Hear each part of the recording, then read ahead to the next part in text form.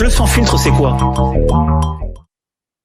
Voilà, bonjour à tous. De nouveau dans le débat sans filtre organisé par les députés du collectif Écologie, Démocratie, Solidarité qui sont non inscrits et donc qui n'ont plus de temps de parole dans l'hémicycle. Ce pourquoi nous avons décidé de faire ce débat parallèle, on va dire, tout au long du projet de loi climat. Donc aujourd'hui, ça a repris dans l'hémicycle, le projet de loi climat, après l'article 20 où on parle du code minier après en fait une parenthèse du jeudi qui était la journée d'initiative parlementaire du groupe. C'était quoi comme groupe c'est de Liberté et Territoire, voilà, je me dis, où on n'a notamment pas pu aller jusqu'au bout de la proposition de loi sur la fin de vie, le droit à choisir de mourir, mais bon, il y avait une obstruction parlementaire. Donc, deux ateliers ce matin en 10h et 11h consacrés à la santé, climat et santé. Parce que, comme je le rappelais dans ma discussion générale au départ, avant de l'examen du projet de loi, le climat, c'est la santé. Il n'y a pas vraiment d'article dans ce projet de loi qui traite directement de la santé, mais bien évidemment, quand on parle d'agroécologie, d'alimentation, de plan vélo, d'urbanisme, de transport collectif, de qualité de l'eau, de l'alimentation, de recyclage, de biodiversité, tout cela, évidemment, touche à notre santé. Donc, un premier atelier ce matin sur la pollution de l'air, directement lié à toutes les émissions que l'on peut avoir, que ce soit par le transport, mais aussi par le logement, et nous allons en parler tout à l'heure. Et un deuxième atelier à 11h sur les zoonoses, pour rappeler que la pandémie que nous vivons en ce moment est tout à fait en rapport avec l'action de l'homme sur la biodiversité, l'érosion de la biodiversité, et donc forcément en rapport avec la déforestation et le climat. Donc, ce matin, en première heure, pour cet atelier pollution de l'air, nous recevons Claire Pitola, qui est députée des Bouches-du-Rhône, la deuxième circonscription des Bouches-du-Rhône de Marseille, qui est la présidente, qui appartient au groupe de La République En Marche, du groupe majoritaire, et qui est notamment la présidente du groupe d'études Air et Santé. Elle nous expliquera peut-être comment est venue cette idée-là, puisque ce n'était pas un groupe qui était constitué dès le départ de la mandature.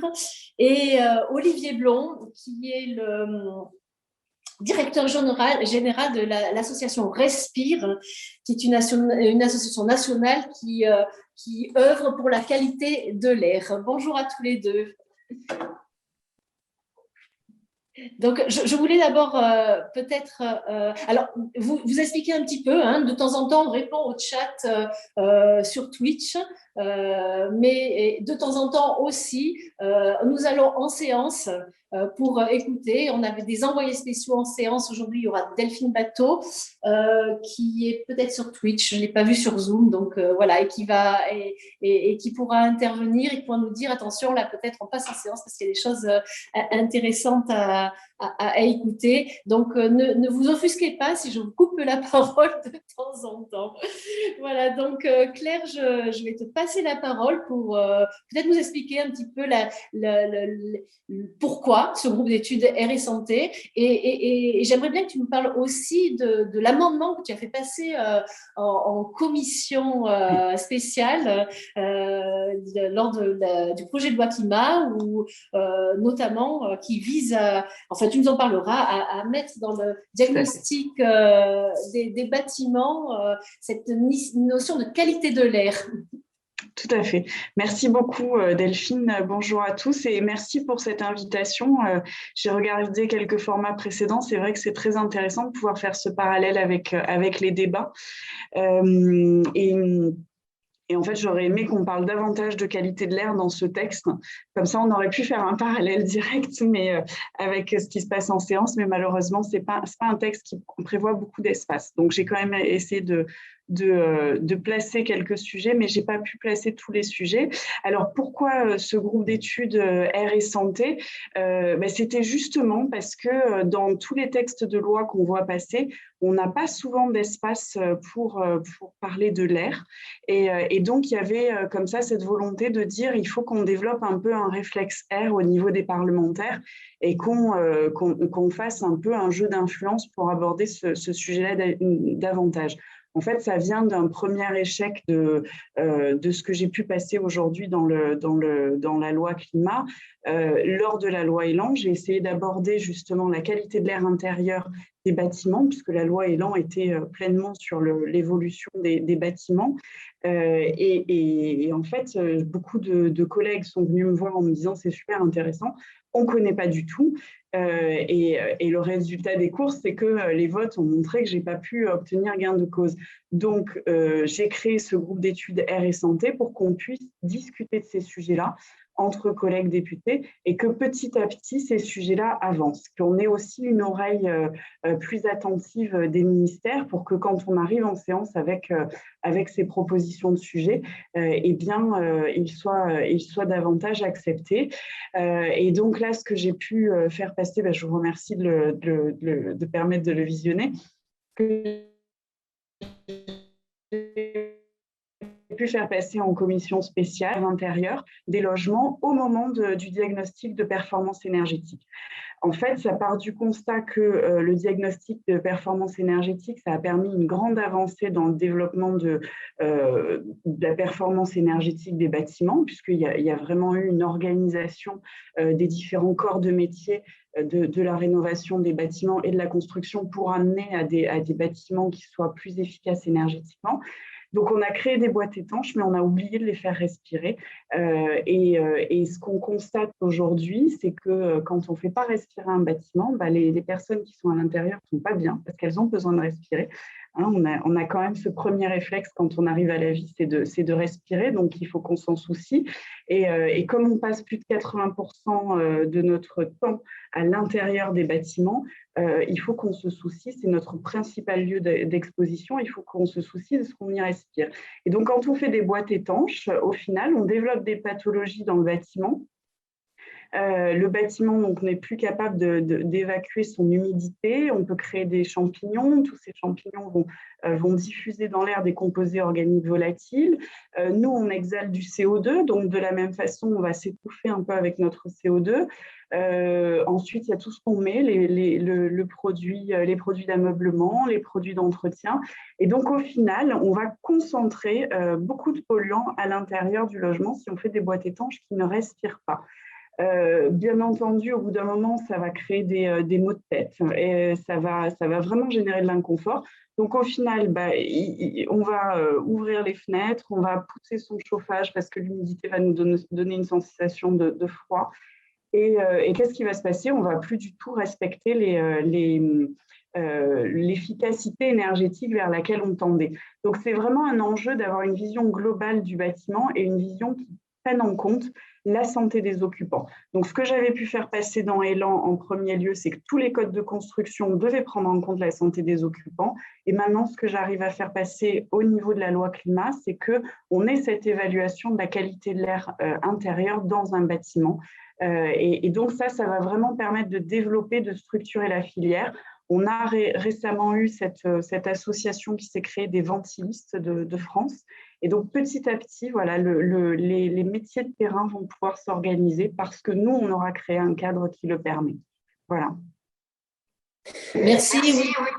J'avais moi dit dans ma discussion générale des chiffres que j'avais trouvés, notamment sur les journées d'école qui étaient manquées par des enfants qui vivent dans des bâtiments qui sont peu ou pas isolés ou sur lesquels il y a de la moisissure également. Et donc, on voit vraiment ce lien entre la santé et l'endroit où on vit, y compris à l'intérieur. Je Je voudrais maintenant passer la parole à Olivier Blanc, qui nous explique un petit peu ce qu'il fait, enfin, qu'est-ce que c'est que cette association Respire déjà. Voilà, on s'attaque à la pollution de l'air intérieur, mais aussi l'air extérieur aussi, et comment vous travaillez au sein de l'association pour sensibiliser ou pour proposer aussi des améliorations pour la vie de tous les jours, on va dire, pour tout le monde, et éviter des morts prématurées. Merci pour cette invitation. D'une certaine manière, l'action de Respire, donc qui est l'Association nationale de lutte contre la pollution de l'air, elle découle de ce qu'on peut observer dans les débats sur la loi climat, c'est qu'il y a une forme de trou noir autour de ce sujet de la qualité de l'air. Les députés, les politiques, les représentants un petit peu éminents de notre société, ils ont commencé quand même à comprendre qu'il y avait un problème sur le climat. Ils ont commencé quand même à comprendre qu'il y avait un problème sur la biodiversité. Je ne dis pas qu'ils ont apporté des réponses, mais en tout cas, ils ont compris qu'il y avait cet enjeu-là. Et la santé environnementale, et notamment tout ce qui est en lien avec la qualité de l'air, est de manière très générale et de manière répétée, oubliée, mis de côté dans les débats, ce qu'on voit donc dans le débat sur cette loi, et puis ce qu'on voit dans dans la plupart des discussions. Et c'est problématique parce que la pollution de l'air, ce n'est pas un problème anecdotique. C'est selon les calculs, alors on peut discuter de comment est-ce qu'ils sont réalisés, mais selon les calculs, c'est autour de 100 000 morts par an en France et 7 millions de morts par an dans le monde. Donc c'est de l'ordre du Covid, on va dire, un peu plus, un peu moins, ça dépend. Sauf que c'est chaque année depuis des années. Et donc, ça devrait nous mobiliser sur une échelle et avec une énergie similaire. Et c'est évidemment, malheureusement, pas le cas. Donc, nous, notre action, c'est d'essayer de faire que ça change, qu'enfin, on prenne des mesures à la hauteur des enjeux qui sont, encore une fois, gigantesques. 100 000 morts, bon, voilà, c'est le Covid, c'est une ville française qui disparaît chaque année. C'est énorme. Alors, comment faire? En participant à des débats comme celui d'aujourd'hui, auquel, encore une fois, je vous remercie de nous avoir invités, en parlant, enfin, en agitant toutes les actions possibles et imaginables. Aujourd'hui, on a plusieurs actions principales. On a une grande action sur, et vous l'avez évoqué, la pollution dans et autour des écoles, parce que les enfants sont particulièrement vulnérables à la pollution de l'air. Ils y sont aussi particulièrement exposés. Alors, ils sont plus petits, ils respirent plus près du sol. Leur système respiratoire et immunitaire n'est pas encore arrivé à maturité, donc la pollution va les atteindre encore plus. Et évidemment, ils sont particulièrement, c'est particulièrement injuste qu'ils soient concernés, puisqu'ils polluent évidemment beaucoup moins que les adultes. Et malgré cela, il y a des gros problèmes. On a fait une étude sur la région Île-de-France où on avait montré qu'il y avait presque un tiers des établissements scolaires qui dépassaient les normes légales de pollution de l'air, ce qui est quand même aberrant. On est en fait dans une sorte des zones de non-droit écologique à l'échelle du pays tout entier. Et ça, il n'y a pas que les associations comme nous qui le disons. Il y a aussi la Cour de justice de l'Union européenne, il y a aussi le Conseil d'État qui ont sanctionné l'État français parce qu'il ne faisait pas assez par rapport à tous les enjeux, donc encore une fois, qui sont gigantesques, qui sont des enjeux de santé. Donc on essaie d'alerter les parents, d'alerter les personnels enseignants et les collectivités pour, avec eux, trouver des moyens d'améliorer la situation dans les écoles. On a aussi des actions globales sur la mobilité, alors avec deux aspects. Un, on encourage les mobilités électriques, alors qui ne sont pas 100% propres, évidemment, enfin, qui, en zone urbaine dense, émettent beaucoup moins de pollution, et c'est quand même le cœur du sujet. Et j'insiste sur cette question de zone urbaine dense, parce que la pollution de l'air, elle montre, ce que d'autres sujets montrent aussi, mais c'est qu'il y a une fracture dans le pays entre des villes comme Paris, Marseille, Lyon, où il y a énormément d'habitants, énormément de transports et énormément de pollution. Et 50 km plus loin, la situation est beaucoup moins préoccupante.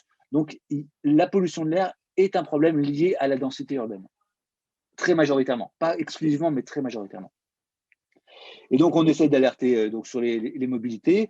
On dit aussi quelque chose qui est pareil, qui est assez absent malheureusement des débats, c'est que les déplacements qui polluent le moins, c'est ceux qu'on ne fait pas.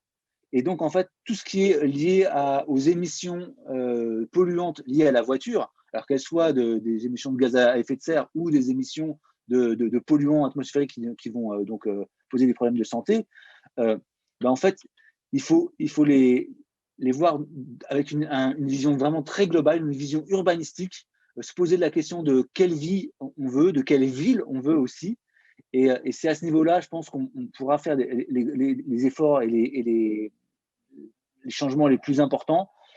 Si on permet aux gens d'arrêter de faire 1 heure et demie de transport tous les jours pour aller au travail ou pour aller rejoindre les services publics essentiels auxquels ils ont besoin et qu'on peut les mettre à proximité de là où ils habitent, si on peut donc redéfinir un tissu urbain qui soit moins métropolisé, mais qui soit avec toute une multiplicité de centres urbains dynamiques, de petites villes où il fait bon vivre, et ben là, on aura aussi résolu une partie du problème de la pollution.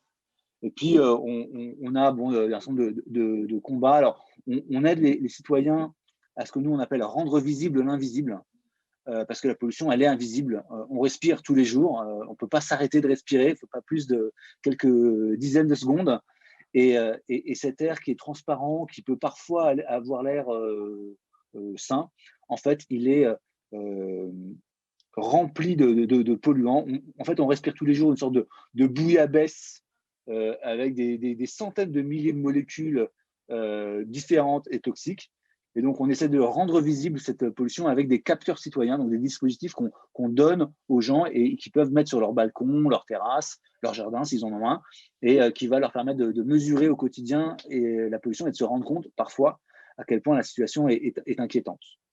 Et on fait aussi, c'est un petit peu, ça a été polémique et ça a défrayé un peu la presse. On mène des actions en justice contre les pollueurs. Alors, on a attaqué Volkswagen, on a attaqué l'État, et récemment, on a attaqué la RATP, donc les métros parisiens, non pas parce qu'on pense qu'il ne fallait pas prendre le métro. Enfin, c'est évidemment, les transports en commun sont absolument essentiels. Ils font partie de la réponse à la pollution. Mais ils font partie de la réponse s'ils sont bien faits. Et aujourd'hui, il y a un problème de santé dans les enceintes de métro et il faut que la RATP s'en empare. Oui, Voilà. et d'ailleurs, pour rebondir là-dessus, et je pense qu'il y a là, sur ce sujet-là, en tout cas du stationnement aussi, de l'urbanisme, des parkings, il y a des articles sur le projet de loi actuellement, sur les zones de faible émission aussi, sur la disposition des parkings. Et je crois que Claire, pour rebondir, tu avais posé un amendement là-dessus d'ailleurs, pour le stationnement autour des écoles.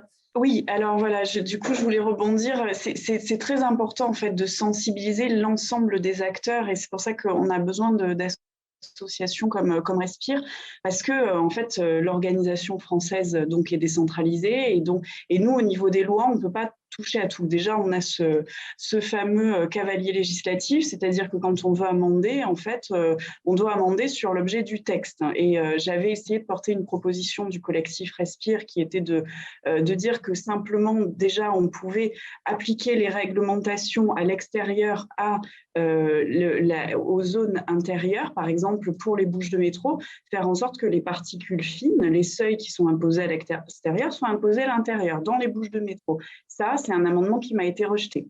Je l'ai rédigé, il a été rejeté. Donc, parce qu'il a été jugé cavalier législatif. Mais donc ça, c'est important de dire qu'on n'a pas pu porter tous les sujets qu'on voulait sur ce texte parce qu'on est soumis à certaines règles d'amendement. Et sur les rues scolaires, j'ai également porté donc les propositions de Respire et de l'UNICEF qui étaient de dire il faut faire vraiment rentrer dans la loi une description de ce que sont les rues scolaires. Donc j'ai porté l'amendement, mais ce qui m'a été répondu, c'est qu'on ne pouvait pas faire de surcharge législative parce que ces dispositions étaient déjà faisables. La police de voirie la compétence est dédiée au maire, qui a comme obligation déjà de faire en sorte d'organiser la circulation pour que les publics fragiles ne soient pas soumis à une pollution, et notamment dans les zones, les villes qui sont soumises à une ZFE, zone à faible émission mobilité. Donc on m'a dit que c'était doublement satisfait déjà et qu'on n'allait pas alourdir. Il se trouve que la même semaine, le maire de Marseille annonce qu'il va repousser la concertation sur la ZFE. Et c'est ça qui est terrible, c'est qu'en fait, il repousse cette concertation en expliquant que c'est une mesure socialement juste, parce que la ZFE va toucher des personnes qui n'ont pas la capacité du coup de changer de véhicule. Sauf que déjà, il faut mener la concertation pour avoir cette discussion, et qu'ensuite, il y a des aides qui sont disponibles et que lui aussi doit développer une politique sociale. Et que emprisonner des personnes dans une pollution n'est pas une mesure sociale, parce que les premières victimes de la pollution, c'est les conducteurs des voitures qui sont les plus émissives. Donc vraiment, il y a un enjeu de discussion et de faire connaître ces sujets-là. Et donc, c'est toute la difficulté, c'est qu'on a une hiérarchie des normes, et c'est tant mieux parce que du coup, on peut agir à plusieurs échelons, mais il faut malgré tout que chaque acteur soit conscient pour que chaque action puisse se prendre au bon échelon. Et donc, on a à la fois quelque chose qui est très bien organisé, mais à la fois quelque chose qui nécessite que toutes les parties prenantes soient bien informées.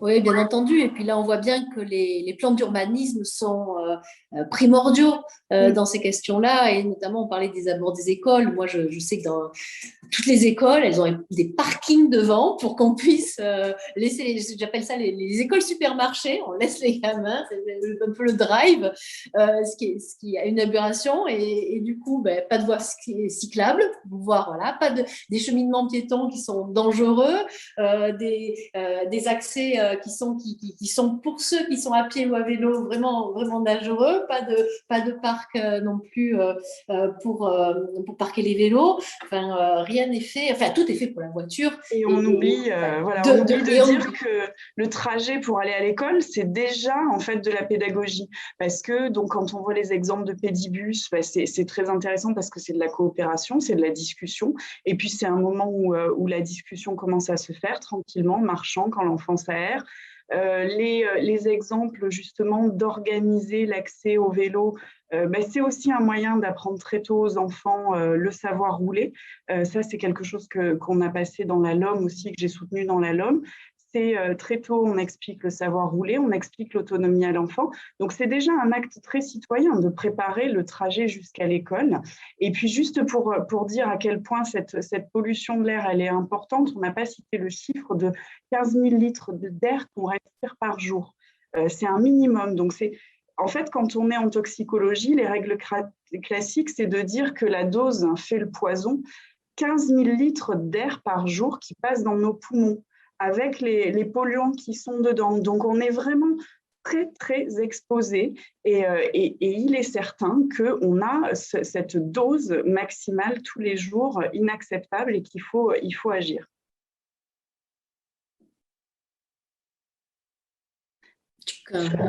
Après, il y a des questions sur les nichoirs, je vois dans la... Voilà, tout à fait. Pas du tout, et je serais très intéressée.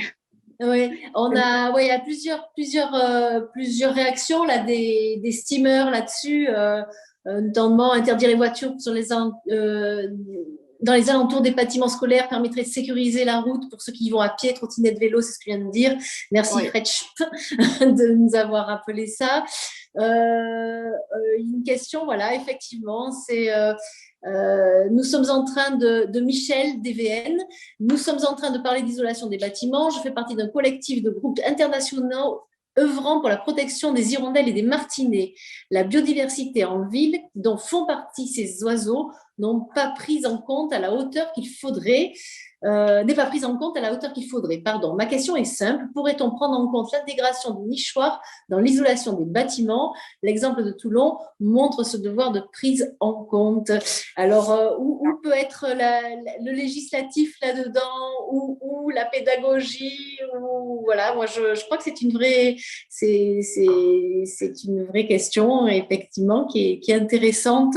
Je vous ferai réagir après là-dessus, hein, mais je vous lis Frédéric encore, 75019, dit « La santé environnementale est l'angle mort de la plupart des politiques publiques, pesticides, produits chimiques, pollution de l'air et de l'eau. Il est certain que les maladies respiratoires sont des maladies majeures de notre siècle, oui, majeures, et donc qui sont responsables de milliers d'absences, que ce soit à l'école ou au travail, et qui ont évidemment un impact non seulement sur la santé publique, mais aussi sur les finances publiques, finalement, important. C'était à souligner aussi. 100 milliards d'euros par an en France. C'est un coût estimé par le Sénat, par une étude du Sénat, en 2015, je crois. Et en fait, juste pour dire que toutes les estimations, donc 48 000 morts prématurées en France, donc ce coût socio-économique, moi, je considère que tout est sous-estimé. Donc vraiment, il faut les prendre au sérieux, parce que déjà, c'est effrayant quand on lit tout ça, mais c'est sous-estimé. C'est sous-estimé parce qu'on sait qu'il y a plein d'angles morts. En France, on a une capacité de surveillance qui est plutôt bonne par rapport aux autres pays d'Europe. Mais comme on surveille, on commence à voir tous les angles morts, tout ce qu'on ne surveille pas. Et on a cette connaissance fine, on a cette organisation qui est supérieure, vraiment, je tiens à le dire. L'organisation des ATMO est très intéressante. On a un observatoire de la qualité de l'air intérieur, on a l'ANSES qui est très actif sur ces sujets-là. Donc, on a vraiment une organisation en France qui est déjà plus importante que dans d'autres pays. Mais du coup, on voit tout le champ qui est à développer en termes de prévention. Et là-dessus, on n'a pas d'action réellement efficace. On le voit quand on veut justement fermer les rues aux voitures, faire un amendement sur les rues scolaires, ça ne passe pas. Quand on veut mettre en place des zones à faible émission, ça ne passe pas. On a des élus locaux qui ne sont pas assez formés. Donc, il y a vraiment une difficulté d'action, et il faut qu'on soit beaucoup plus fort sur l'action. On observe, on commence à très bien observer. Il faut qu'on structure mieux cette observation pour qu'elle soit plus importante au niveau de l'air intérieur. Et ensuite, il faut qu'on passe dans une logique d'action. Donc, il faut souligner quand même que la France est en avance, mais on doit justement être les fers de lance là-dessus, être beaucoup plus moteur et beaucoup plus acteur.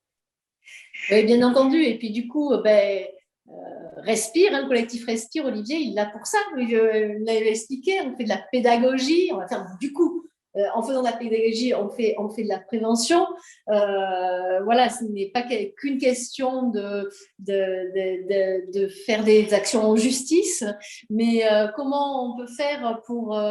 enfin, si on met des nichoirs à Hirondelle ou Martinet, ou on a vu aussi des nids ou des ruches, j'ai vu dans le chat, sur les toits, il faut quand même que l'environnement soit propice. Et est-ce qu'on peut le faire aujourd'hui? C'est pas ça qui va améliorer la qualité de l'air.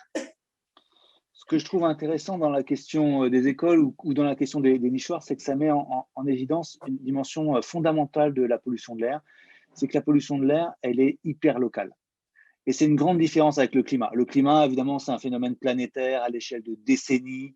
La pollution de l'air, c'est hyper local. À 20 mètres près, vous pouvez avoir une pollution qui va être divisée par 2. D'une heure à l'autre de la journée, vous pouvez avoir une pollution qui va être divisée ou multipliée par 2. L'exemple simple, c'est évidemment autour d'une autoroute ou d'un axe de circulation fort un jeudi soir à 18h, il va y avoir beaucoup plus de pollution qu'un samedi à 3h du matin le long d'un parc.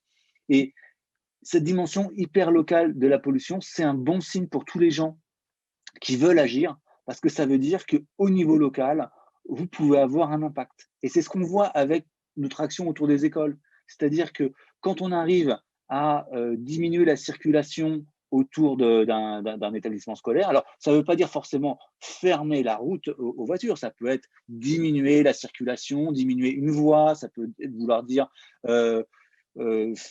bloquer que pendant les heures de dépose des enfants. Il y a plein de manières de faire pour apaiser la circulation et puis évidemment renforcer la sécurité routière. Mais dès qu'on entreprend ce genre de méthode, d'action, on voit que ça a un résultat sur la pollution de l'air et sur la santé des enfants.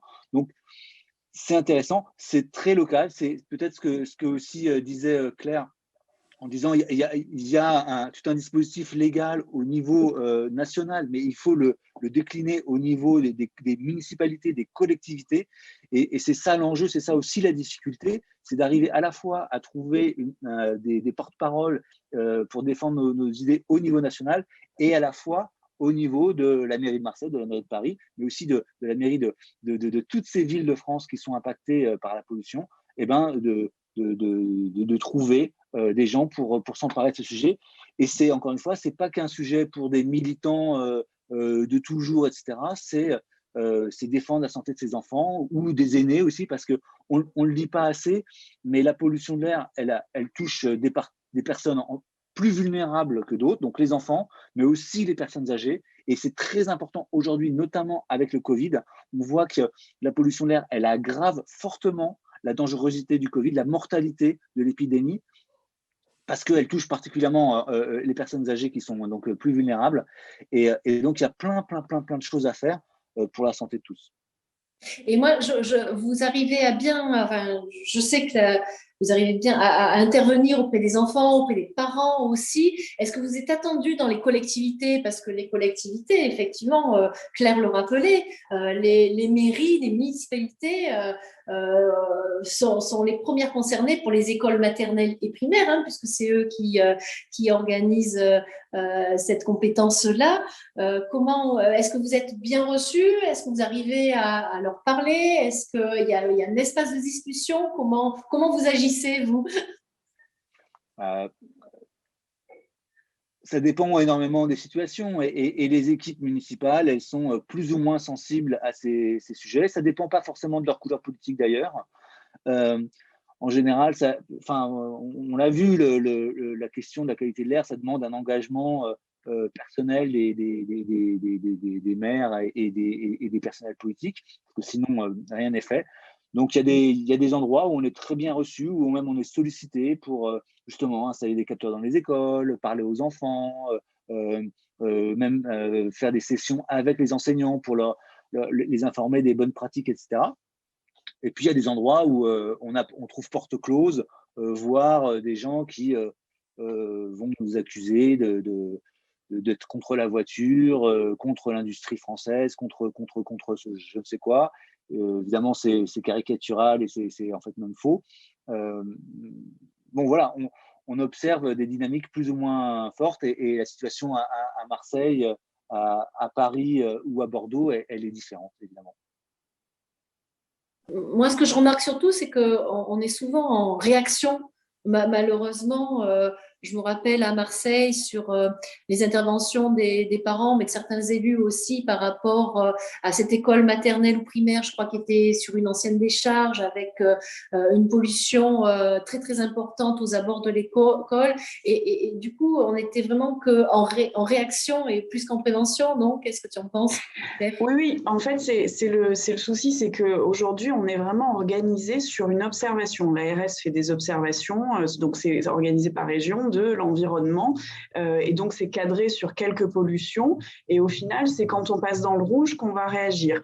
Alors que dans le chat, je vois qu'il y a quelqu'un qui signale le fait que des arbres peuvent limiter la pollution, alors qu'en fait, on a des moyens d'agir. Le premier moyen d'agir, c'est déjà de baisser la pollution. Ça, c'est sûr qu'il faut baisser les émissions, il n'y a pas d'autre solution. Mais après, comme on ne va quand même pas s'arrêter de vivre, on se déplace.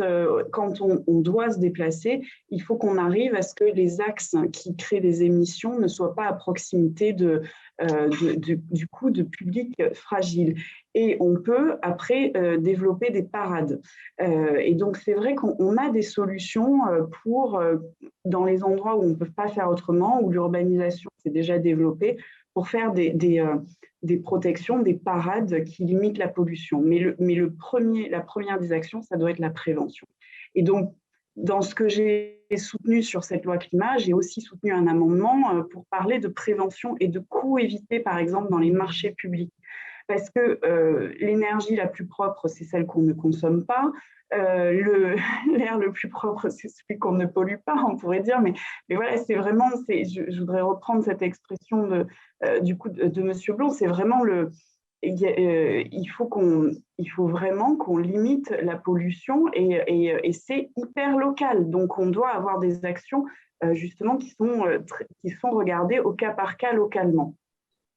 Donc, j'ai proposé un amendement dans les marchés publics pour dire qu'il fallait qu'on ait une logique de coût évité. Et c'est toute une logique de prévention, de dire en fait, si on réfléchit en amont, si on fait de la coordination, de la coopération en amont, on peut développer notre société de façon à ce qu'elle soit dans une logique de prévention. C'est aussi des difficultés qu'on a, Delphine, quand on vote les budgets. Hein. On a des budgets qui sont année par année et qui ne réfléchissent pas à une logique de prévention et de coûts évités à long terme. Dans le champ du social, c'est la même chose. Plus tôt on agit et plus on évitera des coûts à l'arrivée, plus on aura une solidarité qui sera efficace. Et donc, les personnes vivront mieux et le coût sur la société sera moindre. Donc, voilà, cet amendement, je l'ai défendu vendredi dernier et je regrette sincèrement, il n'a eu que très peu d'écoute de la part de la ministre, alors que je l'avais vraiment travaillé très en amont avec son cabinet et avec la Chambre régionale de l'économie sociale et solidaire de la région Sud. Donc, voilà, mais c'est pas grave, c'est mis au débat. L'expérience montre que déjà, quand on met les sujets au débat, petit à petit, ça fait son chemin et ça finit par arriver. Il faut aussi former les acteurs, les acheteurs des marchés publics, et ça, la ministre s'est engagée là-dessus, donc c'est déjà ça. Voilà, et on continue à pousser. Il y avait une question sur les allergies qui seraient exacerbées ou développées quand le pollen serait porté par les particules fines. Est-ce que vous savez ça? Moi, je ne sais pas du tout. Je n'ai jamais entendu parler. Je suis médecin pourtant. Hein, mais est-ce que vous avez déjà entendu parler de ça? Oui, malheureusement, c'est très connu. En fait, les grains de pollen font un peu comme des sortes de boules de velcro. Ils sont beaucoup plus grosses que les particules de pollution. Elles vont attirer, elles vont coller les particules de pollution. Et donc, il va y avoir une interaction croisée qui, effectivement, renforce en fait les effets des deux, mais notamment accroît les problèmes allergiques. Malheureusement, c'est très connu. Et ce qu'il faut bien dire, c'est que la pollution de l'air, encore une fois, c'est pas une molécule, c'est pas 2, c'est pas 10, c'est toute une bouillabaisse de centaines de milliers de choses différentes qui vont chacune interagir les unes avec les autres, qui vont dans le temps, qui vont se dégrader, se modifier, se combiner. Et malheureusement, cette diversité de composants, elle a une diversité de conséquences sur la santé. Alors certaines, donc, ce sont des allergies, certaines, ce sont des problèmes respiratoires, d'autres, ce sont des problèmes cardiovasculaires, il y a des problèmes neurologiques. Enfin, il y a tout un éventail assez horrible, il faut le dire, de conséquences de la pollution de l'air. Et on peut agir, encore une fois, sur chacun de ces composantes de manière isolée. C'est toujours mieux que de ne rien faire, mais voilà, c'est un phénomène global. Et ça fait partie des amendements qui ont été rejetés, par exemple. Moi, je sais que Atmo, donc le réseau de surveillance de la qualité de l'air en France, a sollicité les parlementaires, et dont je fais partie, pour demander à ce qu'il y ait une surveillance obligatoire combinée, donc des particules et des pollens. Aujourd'hui, ils le font, mais c'est bricolé parce qu'ils n'ont pas les moyens. Donc, en fait, ils ne posent pas assez de capteurs. Mais quand ils donnent une cartographie de l'arrivée des pollens aux allergologues, les allergologues peuvent prévenir leurs patients. Ils ajustent en fait les doses de traitement. Et à l'arrivée, le patient, en fait, comme il prend le traitement que quand c'est nécessaire, finalement, il en prend moins au bout de l'année. Et donc, c'est vraiment très positif. Il faut bien sûr, à la base, baisser cette pollution aux particules, mais en tout cas, il y a un jeu combinatoire qu'on connaît aujourd'hui et on a des moyens déjà de prévenir les effets négatifs sur la santé. Donc, et tout ça, ça passe par des données et par informer le public. Et donc, il faut vraiment qu'on arrive à améliorer ça. Et c'est le problème, de manière générale, en chimie, des effets combinés, des effets cocktails, où il faut qu'on ait on a cette surveillance, il faut qu'on l'augmente et il faut qu'on la diffuse en termes d'information pour pouvoir réagir de façon adaptée. Oui, c'est tout à fait vrai. Alors, il y a une question qui m'est posée à moi par Salva Graf. Avez-vous ressenti cette augmentation de problèmes de santé liés à la pollution? Alors, moi, j'habite en campagne. Et donc, effectivement, j'ose croire dans les Alpes de Haute-Provence qu'il y a guerre de pollution de l'air, mais en fait, j'en sais rien. Peut-être que je devrais avoir un capteur de pollution. On se pose la question, évidemment, chez moi, quand même beaucoup, dans un pays agricole, de lavande notamment. Hein, je suis sur le plateau de Valençol, des émissions des pesticides ou de ce qu'on peut mettre, ou des intrants en fait qu'on peut mettre dans les champs, qui ont plus peut-être pour l'instant, parce qu'on y fait attention, on fait vraiment très attention, vraiment polluer les nappes phréatiques plutôt que l'air, puisqu'on a utilisé pendant longtemps des produits qui maintenant sont plus autorisés parce qu'ils ont été reconnus nocifs. Ceci dit, voilà, pour moi, en tant que médecin, je n'ai pas ressenti cela, mais j'habite à la campagne une fois de plus. Donc, mais je sais qu'en ville, mes collègues voient beaucoup plus de bronchiolite, notamment en ville que chez nous. Il y avait une question à laquelle je ne sais pas si on peut répondre. Pourquoi les produits ménagers qui dégagent beaucoup de COV, alors COV, c'est des produits chimiques organo-volatiles, je crois. Composés organiques volatiles. Composés, voilà, merci. Ne sont-ils pas interdits? Problème avec l'Union européenne. Alors moi, il me semble que on peut utiliser ces produits, même pas quand on fait ses propres produits ménagers aussi. Donc, je ne sais pas répondre à cette question. Est-ce que vous savez répondre, vous? Je ne sais pas. Je ne vois plus où elle est, du coup, composée. En fait, composé organique volatile, c'est toujours pareil. Il faut définir quelle substance on va chercher à regarder et laquelle est nocive. Certains sont interdits, mais encore faut-il les mesurer. Mais en fait, il y a eu une loi, donc le Grenelle 2 de l'environnement avait proposé de faire des étiquetages pour tout ce qui était vernis, peinture, produits d'ameublement, justement pour détecter ces fameux composés organiques volatiles et noter les produits en fonction de leur qualité ensuite, de leur qualité vis-à-vis de l'air. Donc, ça a été fait, les décrets d'application sont sortis, ça a été fait pour tout ce qui est peinture et vernis. Par contre, le décret d'application pour les produits d'ameublement ne sort toujours pas. C'est la science. Non, c'est bon. Je pense qu'elle n'avait pas. C'est Delphine qui vient de se connecter, mais elle n'avait pas coupé son micro. Voilà. Et on lui passera la parole tout à l'heure. Mais voilà, du coup, pour les produits d'ameublement, on attend toujours la sortie du décret. C'est un amendement que j'ai posé aussi sur la loi et Barbara Pompili a répondu en disant qu'il y avait une coordination au niveau européen qui était en train de se faire et c'est pour ça que la sortie du décret était repoussée. Et je pense que du coup, j'en profite, Monsieur Blanc, je pense que sur les particules, pourquoi à l'intérieur, vous avez largement documenté dans une étude, donc moi je serais ravie d'entendre votre réponse. Si vous voulez bien, je vais juste revenir sur la pollution de l'air en zone agricole, parce que c'est quand même quelque chose qui est important. On n'en a pas parlé, il y a une pollution par les pesticides quand même qui commence à être surveillée. Mais là encore, on en revient toujours à cette multiplicité des molécules. Il y a des centaines et des centaines de pesticides différents qu'il faut pouvoir surveiller. Évidemment, ça dépend encore une fois de là où vous êtes, en Bordelais, au milieu des champs, des vignes. Ce n'est pas du tout la même chose que en zone montagneuse. Et je viens aussi sur une source de pollution en zone agricole ou en zone montagnard, c'est les feux de cheminée. On a souvent l'impression que c'est complètement anecdotique comme sujet, mais en fait, ça ne l'est pas, en tout cas en hiver, évidemment.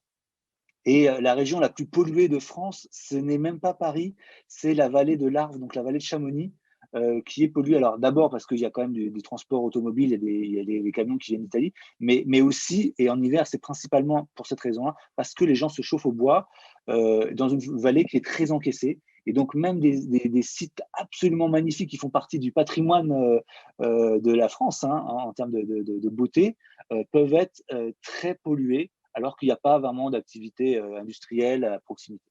Donc c'est très, très, très pernicieux quand même.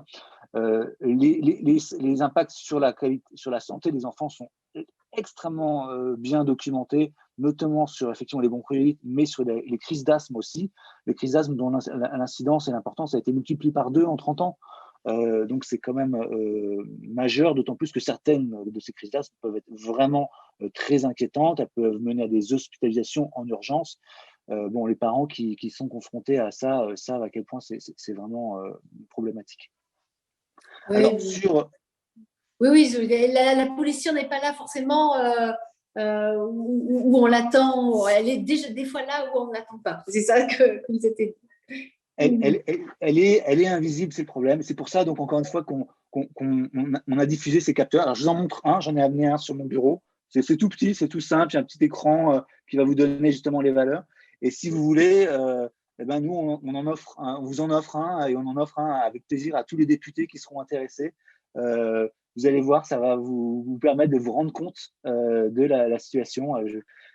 Échangeons par mail si vous voulez que je vous explique comment les installer. Ce sera avec très, très grand plaisir en tout cas. Ouais, ça risque d'être effrayant, mais évidemment, c'est comme ça, c'est en étant informé. On le dit toujours, et sur l'étiquetage, là, je te reviens, où il y en a eu des longues discussions déjà sur le projet de loi climat, sur ce qu'il fallait mettre ou pas sur les étiquettes pour expliquer un produit, combien il coûtait en émissions de CO2 ou de gaz à effet de serre, ou mesurer son impact en tout cas environnemental, et plus on est informé et plus on va soi-même changer ses habitudes, pouvoir alerter, pouvoir relayer aussi. Et moi, je crois beaucoup effectivement à cet empowerment, on va dire, citoyen sur son environnement et du coup sur sa propre santé, mais du coup la santé des autres aussi. Si vous voulez, moi je me propose, avant de répondre aux questions, de demander un petit peu à Delphine ce qui se passe en séance. Je crois qu'on est toujours sur les articles après le code minier. C'est ça, Delphine? Ah non, on n'en est pas là encore. Bonjour, bonjour Olivier, bonjour Claire, bonjour tout le monde. Oui, on est toujours sur la réforme du code minier. Ce matin a été adopté un amendement très important, qui est un amendement dont nous sommes à l'origine en fait en commission spéciale. C'est un amendement qui permettra à l'État, donc c'est pas le nôtre qui a été voté, mais à peu près identique, quand même avec des différences, qui permettra à l'État de refuser un titre minier. Donc on pense évidemment à la Montagne d'Or quand il y a un doute sérieux sur la possibilité du projet de respecter l'environnement. Donc c'est un point important. Et sinon, donc, on arrive bientôt dans les débats sur se déplacer, où on va évidemment traiter des questions de mobilité, de normes des véhicules et de pollution de l'air de fait. Mais on n'y est pas encore. Voilà, je pense que ce sera probablement pas avant la toute fin de matinée, voire cet après-midi. Très bien. Et est-ce que ça vaut le coup d'écouter un petit peu ce qui se passe en séance ou pas du tout, Delphine? Pour l'instant, non. En fait, à l'article 21 qui arrive bientôt, on va avoir un débat important puisque le gouvernement renvoie le reste de la réforme du code minier à une ordonnance. Au gouvernement futur, en fait, puisqu'il prévoit un délai de 18 mois. Voilà, donc ça va être le seul point où ça va chauffer un petit peu, je pense. Le reste, Là, on est dans les débats sur l'après-mine, en fait, qui concernent beaucoup de territoires en France et outre-mer avec des problèmes de pollution majeurs. Voilà. Oui, c'est pas les histoires, les enjeux environnementaux. Voilà. Et là, on est dans la lutte contre l'orpaillage illégal. Oui, et on a vu lors d'un atelier organisé, c'était mercredi soir, je crois, Delphine, avec toi, sur l'exploitation des mines, effectivement, des enjeux environnementaux majeurs qui ne sont pas que des enjeux, on va dire, d'exploitation ou de destruction des forêts de l'environnement, et qui est surtout des enjeux qui durent dans le temps. Hein. Quand on va exploiter une mine, on utilise des produits, notamment du cyanure, qui perdurent bien au-delà de la durée de l'exploitation d'une mine. Et ça a un impact forcément aussi sur la pollution de l'air, puisque ce sont des produits qui s'infiltrent dans le sol, mais qui sont aussi volatiles. Voilà, donc est-ce que… Je vous fais signe s'il se passe quelque chose, hein, de toute façon. Merci, très bien. Là, je crois qu'il nous reste 10 minutes. 10 minutes à nos intervenants avant on va aller du côté du chat, si vous voulez bien. Ah oui, peut-on fabriquer soi-même ces capteurs? C'est intéressant ça. Est-ce que ça existe des capteurs amateurs ou en tout cas que l'on fait soi-même? Tout à fait. Et en fait, on s'inspire d'un réseau européen de citoyens qui construisent eux-mêmes leurs capteurs et qui vont mettre dans l'open data sur Internet, sur des serveurs donc en accès public, les données de leurs capteurs personnels. Aujourd'hui, il y a plus de 10 000 de ces capteurs, donc de ces citoyens dans le monde qui ont construit leurs capteurs et qui ont mis à disposition leurs données. Ça met une base de données extraordinairement précieuse sur la situation. Et nous, on s'inspire de ce dispositif, on travaille avec eux en fait. La chose qu'on fait, c'est on assemble nous-mêmes les composés pour éviter aux gens qui ne seraient pas des fous d'électronique d'avoir à le faire eux-mêmes. Mais sinon, c'est exactement le même système. Et vous pouvez aller sur notre site, vous allez voir, et on vous renvoie vers l'association allemande en fait, qui a inventé ce système et donc avec laquelle on travaille. Mais chacun peut construire son capteur absolument, à condition de savoir un peu de faire d'électronique. Oui, mais tous les capteurs ne captent pas la même chose. Comment ça marche? Qu'est-ce qu'on va mesurer exactement? Ou est-ce qu'on peut décider, parce qu'on est dans telle ou telle zone, de pouvoir mesurer un produit plutôt qu'un autre? Alors, c'est une vraie question. Nos capteurs, ils sont contraints par le budget qu'on va leur attribuer. Nous, on met entre 50 et 100 euros par capteur. C'est déjà presque beaucoup.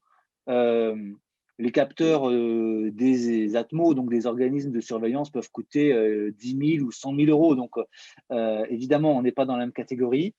Et nous, on va utiliser des capteurs qui vont mesurer que les particules, donc les PM10, les PM2,5, les PM1, et pas forcément les gaz, donc pas le dioxyde d'azote, parce que c'est des capteurs qui sont plus compliqués à mettre en œuvre. Donc, on ne mesure pas tout. Mais on mesure quand même l'un des paramètres clés de la pollution de l'air. Ok. Alors je regarde un petit peu aussi. Oui, il y avait une remarque très intéressante concernant l'agriculture et l'usage des herbicides. Et évidemment, et des phytosanitaires de façon générale, effectivement, des agriculteurs qui utilisent de temps en temps des phytosanitaires vont utiliser moins de labour et finalement vont émettre moins de CO2, hein, puisqu'ils ne vont pas utiliser les moteurs diesel de tracteurs qui sont extrêmement lourds et qui consomment beaucoup. Et tout est une question des fois d'équilibre, mais on sait que c'est c'est pas une question d'arbitrage, je pense que c'est une question d'équilibre aussi. C'est pour ça qu'il faut, en fait, c'est pour ça qu'il faut faire évoluer ce qu'on surveille et les seuils qu'on rend obligatoires, parce que pendant le premier confinement, en fait, la France est devenue, enfin la France, mais au-delà, mais pour le réseau Atmo de surveillance de la qualité de l'air, on a eu un laboratoire à ciel ouvert. Tout s'est arrêté, sauf les activités agricoles. Et ça a été un laboratoire à ciel ouvert pour enregistrer ce qui se passait au niveau des activités agricoles un peu plus, sans avoir ce bruit de fond des autres activités.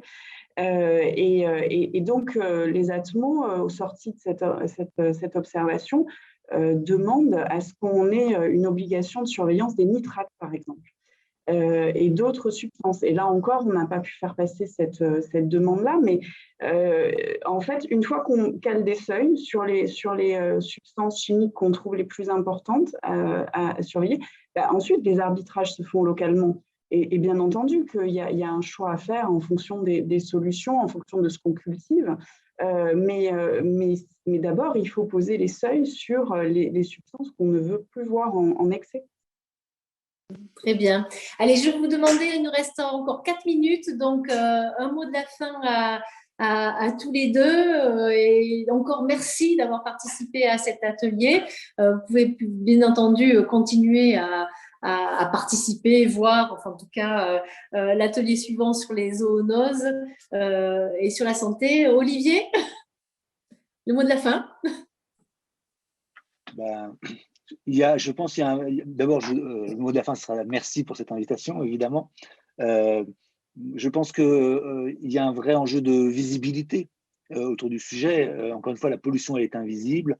Les morts, les victimes de cette pollution sont invisibles parce que elles peuvent avoir un accident cardiaque, elles ne vont pas être forcément identifiées comme malades de la pollution.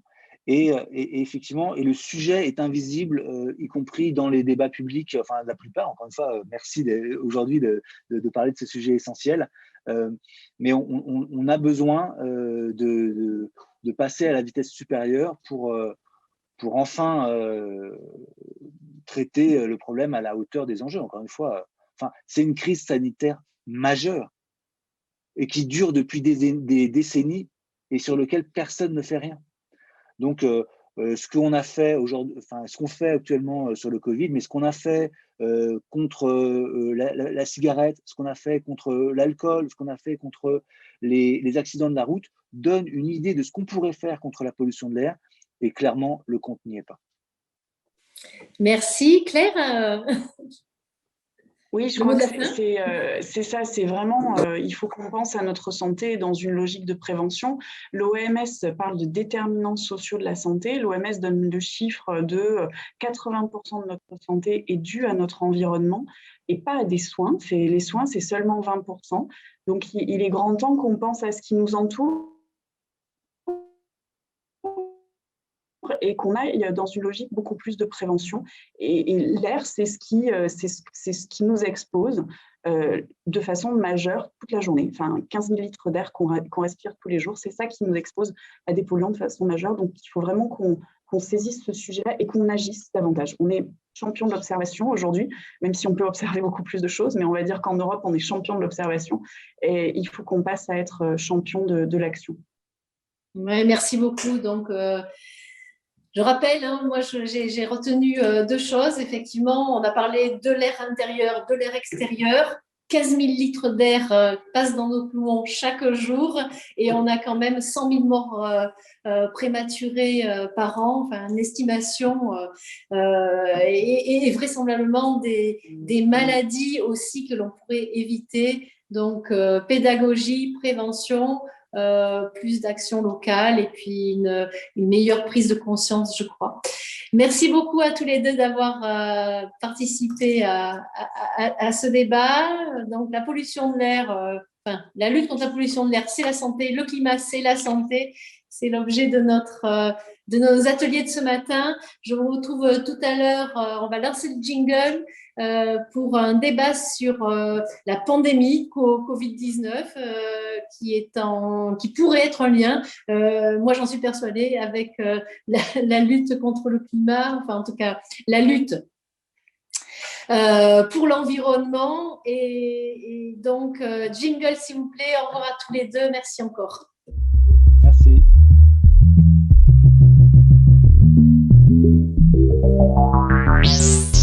Le sans filtre, c'est quoi? Sans filtre,